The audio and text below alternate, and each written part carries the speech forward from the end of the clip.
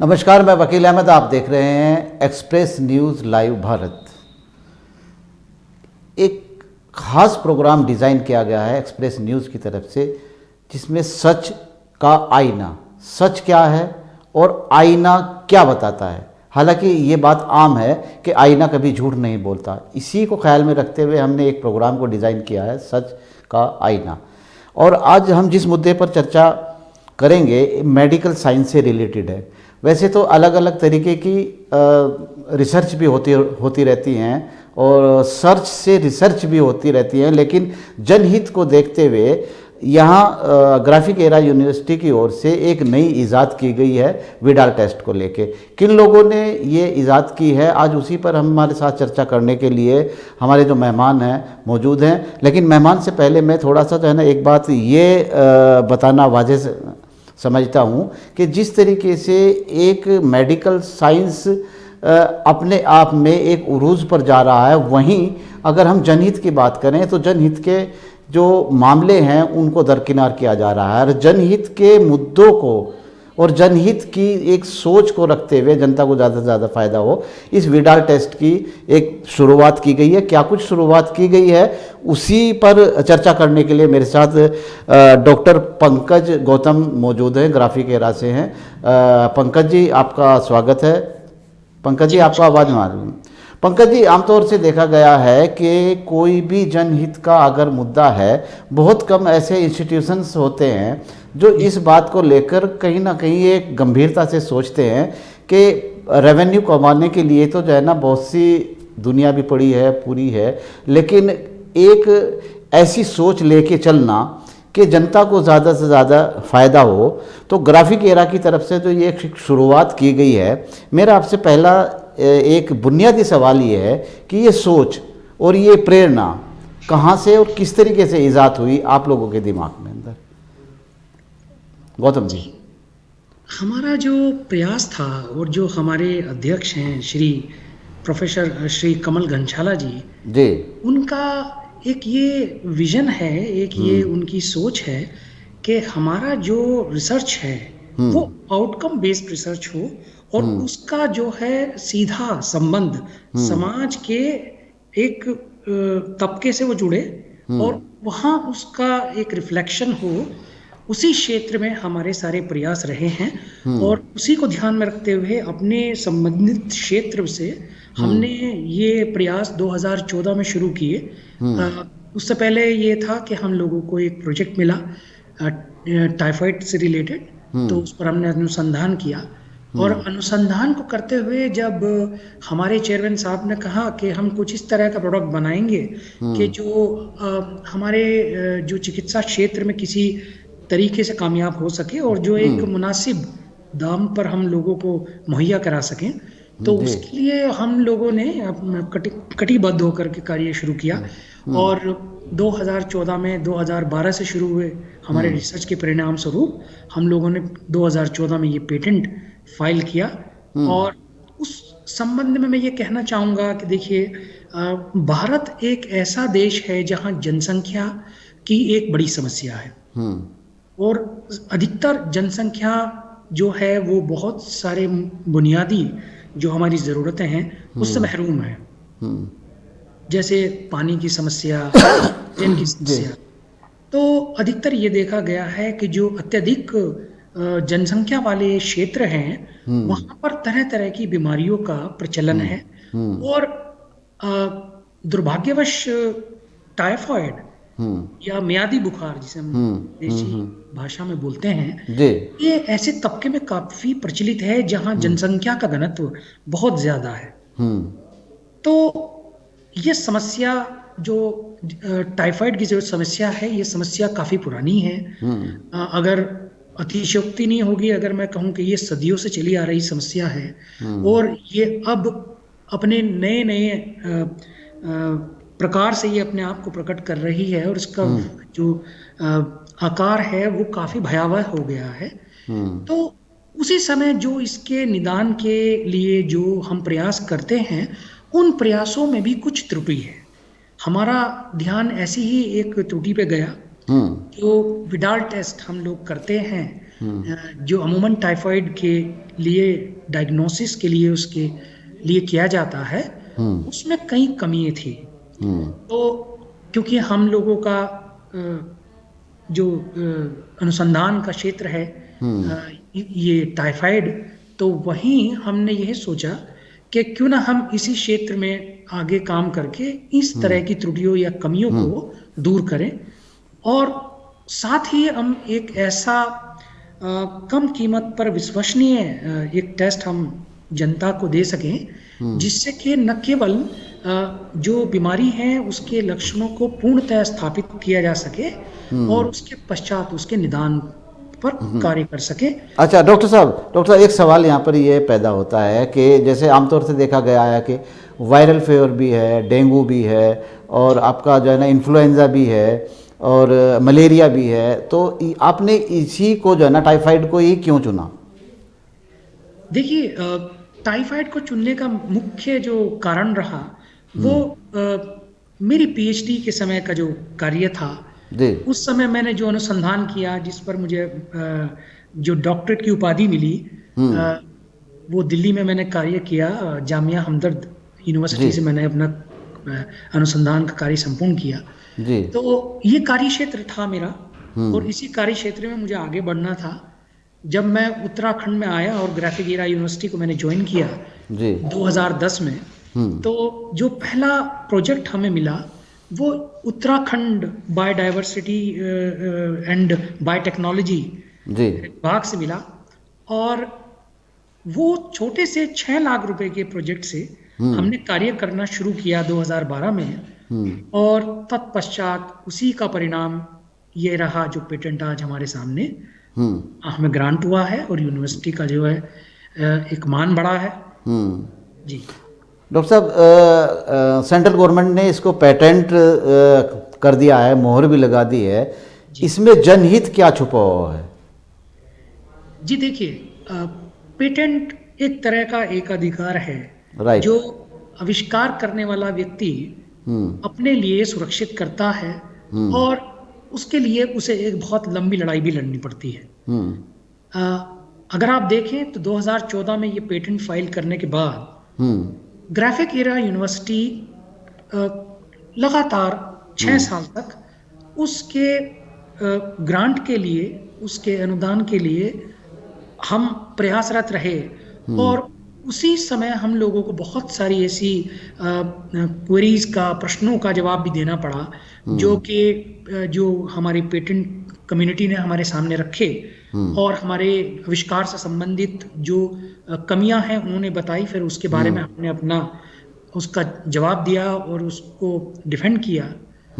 तो इस तरीके से आप देखते हैं कि ये एक लंबी प्रोसेस है, और लंबी प्रोसेस के बाद जब एक अधिकार मिलेगा तो उससे जो कार्य हम कर पाएंगे, न केवल हम बड़े पैमाने पर उस चीज को कमर्शलाइज करने के बाद सामान्य जन साधारण को दे पाएंगे, बल्कि ये एक जनहित के कार्य के लिए भी आप इसको देख सकते हैं।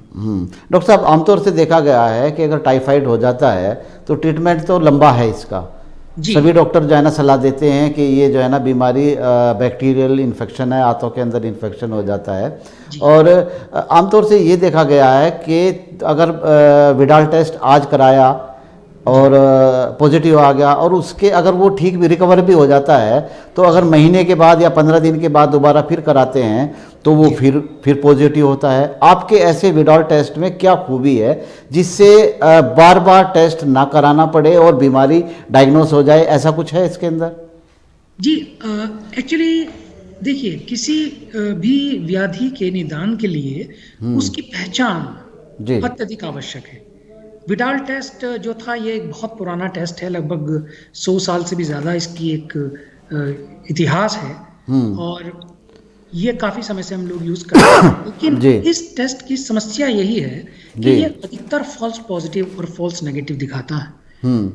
इसमें भी अगर फॉल्स नेगेटिव हो तो ये ज़्यादा घातक है, क्योंकि बीमारी है लेकिन टेस्ट उसे नेगेटिव दिखा रहा है, और अगर उसका निदान नहीं होगा, उसका ट्रीटमेंट नहीं होगा, तो व्यक्ति गंभीर परिणाम भी भुगत सकता है। डॉक्टर साहब आपकी जी जी डॉक्टर साहब जी जी, तो इसमें ये हम लोगों ने ये जो इसका अनुसंधान किया, उसमें हमारा प्रयास यही था कि हम न केवल विडाल टेस्ट की कमियों को दूर करें, बल्कि एक ऐसा टेस्ट भी हम दें जनसाधारण को कि जो तकरीबन उसी कीमत पर उनको एक विश्वसनीय एक जो है डायग्नोस्टिक्स का तरीका मुहैया करा सके। डॉक्टर साहब आपकी टीम में और कौन कौन थे? जी, मेरी टीम में डॉक्टर नवीन कुमार जो बायोटेक हैं, डॉक्टर निशांत राय जो हमारे सीनियर सहयोगी हैं और पहले पूर्व एचओडी भी रह चुके हैं जी। इसके अलावा भूतपूर्व एचओडी डॉक्टर आशीष थपलियाल भी हमारे साथ थे। और ये जो हमारा ग्रुप है, जो हमारा ये टीम है जी, ये लगभग 2009 से एक साथ है, विभाग में कार्यरत है जी। एक यही मुख्य कारण है कि जो हम देखते हैं, जो संवाद है, जो डिस्कशंस हैं, जो एक दूसरे को सपोर्ट करने की एक प्रवृत्ति है, वो एक दूसरे को प्रमोट करने की जो प्रवृत्ति है, उसी का यह एक परिणाम है कि आज हम इस तरह की उपलब्धि को अर्जित कर पाए। डॉक्टर साहब आपके सहयोगी जो डॉक्टर निशांत राय हैं, उनसे दर्शकों से रूबरू हो सकते हैं, ऐसा कुछ अभी संभव है? हाँ जी, मैं अभी उनको बुला देता हूँ जी। डॉक्टर साहब जो है ना बुला दीजिएगा, क्योंकि दर्शकों को एक उम्मीद रहती है कि इस टीम के अंदर, क्योंकि कोई भी अगर इन्वेस्टिगेशन होती है तो लगातार टीम को बहुत ज़्यादा जो है ना एक प्रायोरिटी मिलती है, और टीम में मेरे साथ डॉक्टर निशांत राय जुड़ चुके हैं। डॉक्टर साहब बहुत बहुत स्वागत है आपका एक्सप्रेस न्यूज़ में। धन्यवाद आपका मुझे आमंत्रण देने के लिए जी।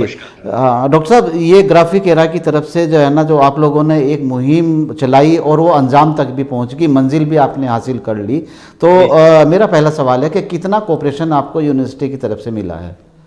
बहुत अच्छा सवाल आपका। मैंने 2009 में इस विश्वविद्यालय को ज्वाइन किया था जी। और तब डिपार्टमेंट, हमारा विभाग स्टार्टिंग फेज में था, जब स्टैब्लिश हो रहा था। बहुत सहयोग मिला हमें यूनिवर्सिटी में, क्योंकि उस समय हम अपने इंस्ट्रूमेंट्स को खरीद रहे थे, लैब सेटअप कर रहे थे। लेकिन बीइंग अ रिसर्चर, हम लोगों के मन में हमेशा ये था कि हम कोई ना कोई शोध करें जी। मैं सूक्ष्म जीव विज्ञान का विद्यार्थी रहा हूँ, शिक्षक हूँ, और हमेशा हम लोग कुछ ऐसी बीमारियों पे बात करते थे जो कि बहुत आम हैं, जिसमें कि बैक्टीरिया या वायरसेस या पैरासाइट्स, ये मुख्यतः बहुत ही आम है और जो बीमारियां करते रहते हैं। जब भी हम अपने मैनेजमेंट या सीनियर्स के पास जाते थे, वो हमेशा सपोर्ट करते थे। कई इंस्ट्रूमेंट्स हमने खरीदे और यही रीज़न था कि हम इस पेटेंट को फाइल करने के लिए सोच पाए। इस पे हमने प्रोजेक्ट भी रन किया और ऐसे बहुत सारे हमने शोध किए हैं, कर रहे हैं और करने वाले भी हैं। डॉक्टर साहब, अब तो मंजिल मिल गई, क्या आगे और भी सफ़र बाकी है? बिल्कुल, बहुत अच्छा सवाल आपने किया।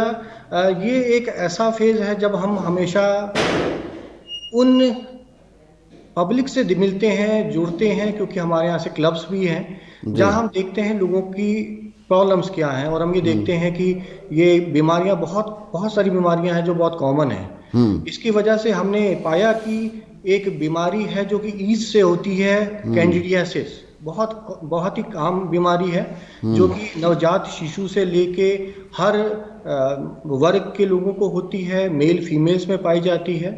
और हमने सोचा इस पे भी हम लोग काम करें। इस पे भी हमने एक बहुत बड़ा शोध किया और उसे प्रकाशित भी किया। पेटेंट फाइल्ड है और उसकी भी उम्मीद ग्रांट होने की बहुत जल्दी है। इस तरीके से हमने कई सारे कार्य किए हुए हैं और हम कर रहे हैं आने वाले समय में, जो कि हमें लगता है कि देश हित के लिए बहुत कामयाब होंगे।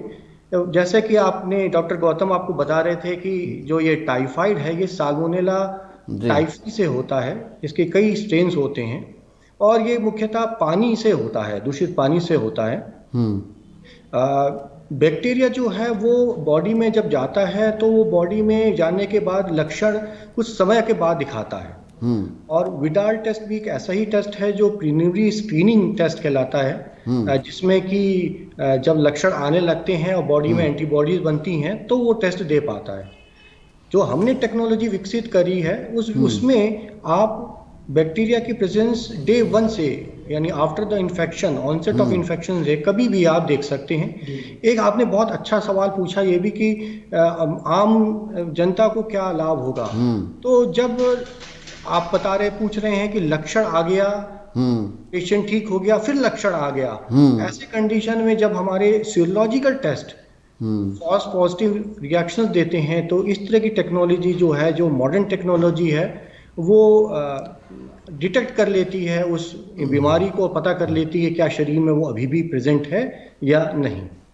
अच्छा डॉक्टर साहब, एक आम जनता के मन में एक सवाल भी रहता है, और एक जो है ना, एक इंजेक्शन को देख के, सुई को देख के काफ़ी कुछ फोबिया भी बना रहता है। जी जी जी।